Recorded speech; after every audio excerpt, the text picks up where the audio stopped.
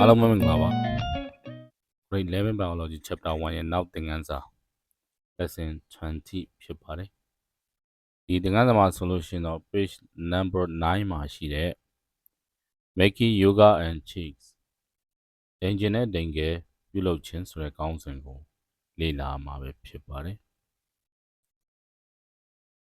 နှွေးစီဝသက်ရှိတွေကိုနည်းပညာနဲ့ပေါင်းပြီးတော့ကုန်ပစ္စည်းတွေထုတ်လုပ်တဲ့အကြောင်းကိုလေ့လာတဲ့ထဲမှာအခုနောက်ထပ်ခေါင်းစဉ်ကိုအနေနဲ့ Making Yoga and Cheese ဒိန်ကျင်တဲ့ဒိန်ကဲပြုလုပ်ခြင်းပဲဖြစ်ပါတယ်ဒီနေရာမှာ YOGAURT ဆိုတဲ့ yoga ဆိုတဲ့စလုံးပေါင်းနဲ့ပတ်သက်ပြီးတော့ပြောစရာရှိတာက YOGURT ဆိုပြီးတော့လည်းရှိပါတယ် Yoga is American English Why Yoga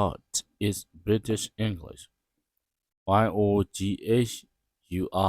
ကတော့ British English ဖြစ်ပါတယ် YOGURT ကတော့ American English ပဲနောက်ထပ်စလုံးပေါင်းတစ်ခုတောင်ရှိပါတယ်နောက်ထပ်စလုံးပေါင်းတစ်ခုက YOGURT ပဲဖြစ်ပါတယ်သူ့ကိုတော့ Canarian English လို့ခေါ်တဲ့ကနေဒါလူမျိုးတွေအသုံးများတဲ့ English လို့တွေ့ရှိရပါတယ်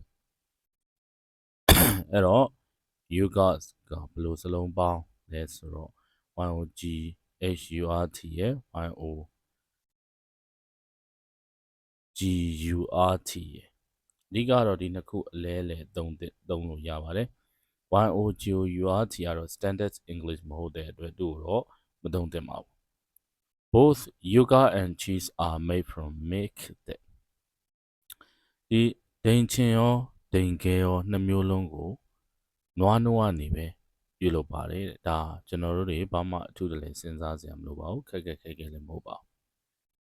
First ပထမဆုံးအနေနဲ့လုပ်ဆရာရှိတာကMake it pasteurize at 90 degrees Celsius to kill the bacteria in it ပထမဆုံးအနေနဲ့ကျွန်တော်လုပ်ရမယ့်အလုပ်ကနွားနိုးကိုရရှိပြီပေါ့နော်ရရှိတဲ့အချိန်မှာတော့ pasteurize ဆိုတာပိုတတ်တယ်ဆိုတဲ့အဓိပ္ပာယ်ရှိပါတယ်နွားနိုးကို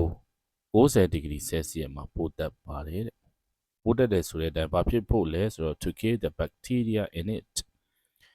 သူ့ထဲမှာပါတဲ့ bacteria တွေကိုတေးစေဖို့ပဲဖြစ်ပါတယ်ဆိုတော့ကျွန်တော်ဒီနွားနိုးကို bacteria နဲ့ဒိန်ချင်လုပ်မှာဖြစ်ပါတယ်ဘာလို့ဒီ bacteria ကိုတေးရမှာလဲတက်ရမှာလဲဆိုတဲ့အခါကျတော့ raw milk naturally contains various bacteria some of which could interfere with the yogurt making process ဘာကြောင့်နွားနိုးတွေမှာပါနေတဲ့ bacteria ကိုတက်ရမှာလဲပေါ့နော်ဒီနွားနိုးမှာဆိုလို့ရှိရင် bacteria က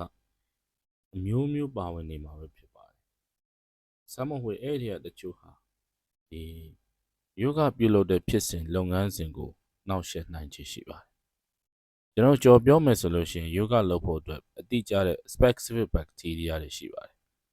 Streptococcus thermophilus နဲ့ Lactobacillus bugaricus ဆိုတဲ့ဒီ bacteria တွေကိုသုံးရမှာပဲဖြစ်ပါတယ်အဲ့ဒီအနေထားမှာဒီနွားနိုးထဲမှာလည်းတခြား bacteria တွေရှိနေဦးမယ်